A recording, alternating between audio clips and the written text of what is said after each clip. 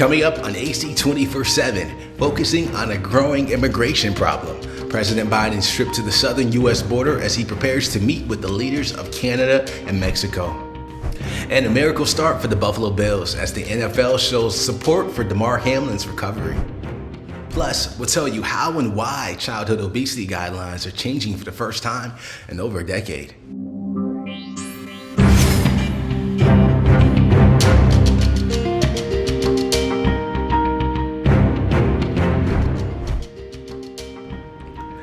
Hey there, welcome to AC 24/7. I'm Lamar Baldwin. President Joe Biden is focused on immigration this week, making his first trip to the southern border as commander-in-chief. President Biden toured a migrant facility and walked along the border fence near El Paso, Texas.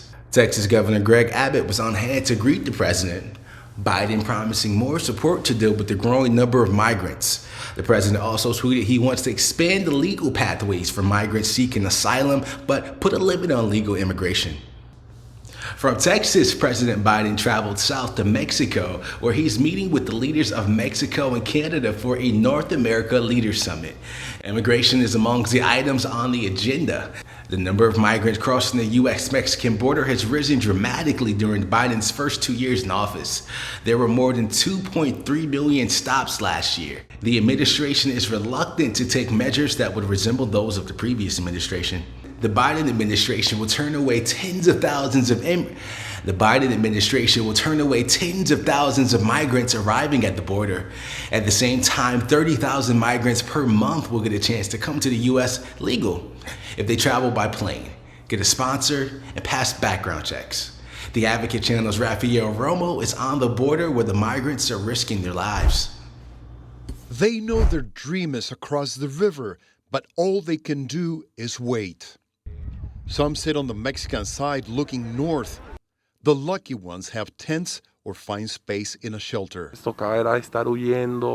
Many, like Venezuelan migrant Henry Salvador Pacheco, have traveled thousands of miles and vividly remember the dangers they faced in each country they traveled through. En Panamá y Colombia, Costa Rica, Nicaragua, Honduras, Guatemala, México. Delincuencia, nos robaron. He says they were robbed and kidnapped. It's the story of thousands upon thousands of immigrants who continue traveling north, even if it means risking their lives. The migrant crisis will be a top priority as U.S. President Joe Biden travels to Mexico to meet on Monday with his Mexican counterpart, Andrés Manuel López Obrador, and Canadian Prime Minister Justin Trudeau.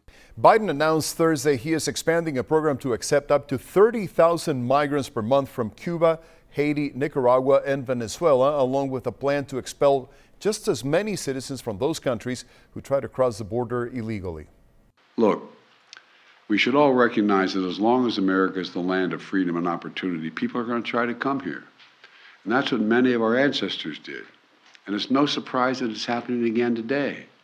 We can't stop people from making the journey, but we can require them to come here, that they come here in an orderly way under U.S. law.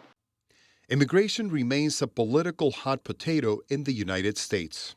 We take what's happening at the southern border very seriously, unlike some, and unlike the President of the United States, who has refused to lift a finger to secure that border. Far from the political rhetoric, migrants continue to wait. Some, like Kevin Ortega, a migrant from Venezuela, say they have nothing to lose that they haven't already lost. We left everything behind, he says. We don't have a home. We don't have a place to stay. Everyone here made an effort to get to where we are now, and we have no way to go back.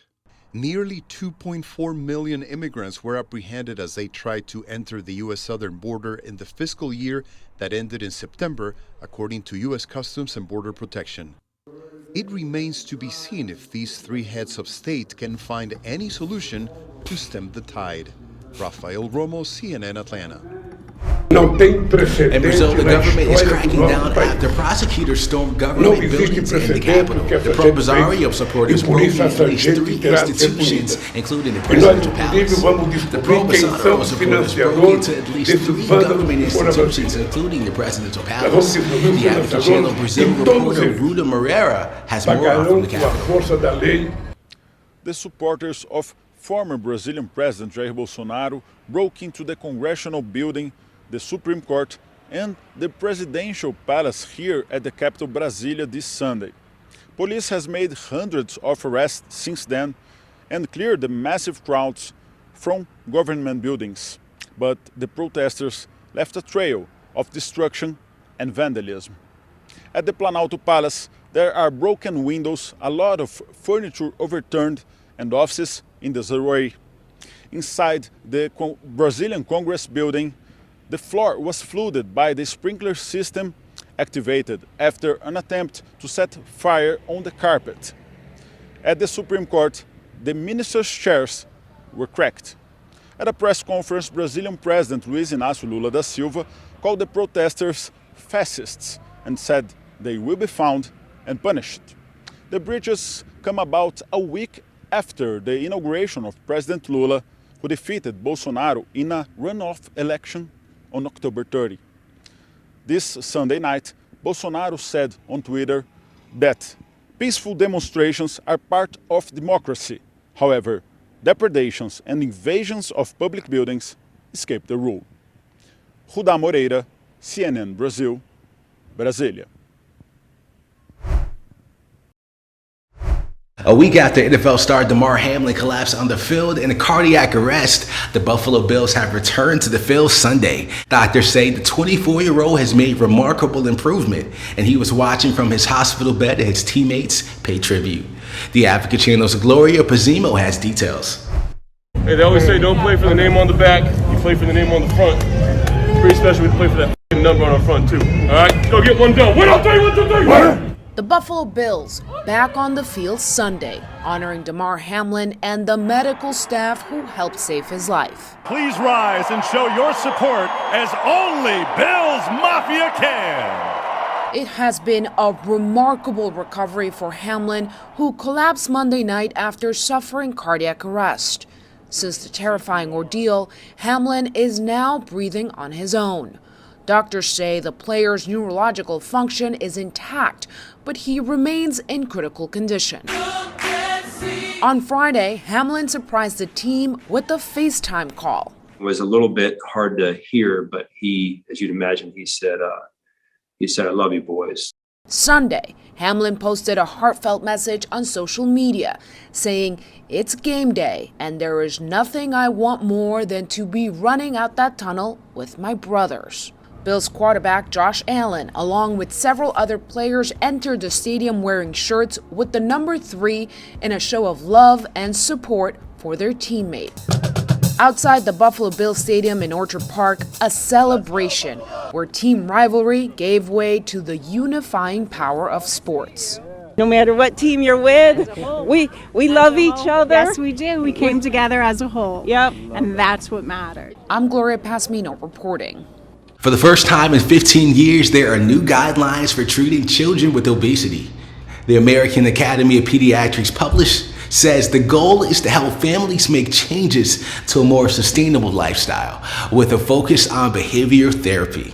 For children young as 2, that means nutrition support and increased physical activity. For teens, that could also include medication and possibly even surgery. According to the Academy, more than 14 million children and teens are considered obese. The condition puts them at higher risk for multiple health issues, including sleep apnea, asthma, bone and joint problems, type 2 diabetes, and heart disease. A group of medical workers in Michigan had a prosperous holiday after winning $1 million from the Powerball lottery in October. The group consists of 78 nurses and doctors and other healthcare workers. They all call themselves the Heroes at Zero's Lottery Club. They started the lottery pool several years ago. The group won the big prize on Halloween. Each member got almost $13,000. Thank you for joining us for AC 24/7. For more content that advocates for you, go to advocatechannel.com. Follow us on Instagram, Twitter, and Facebook. And don't forget to subscribe to us on YouTube. For the Advocate Channel, I'm Damar Baldwin.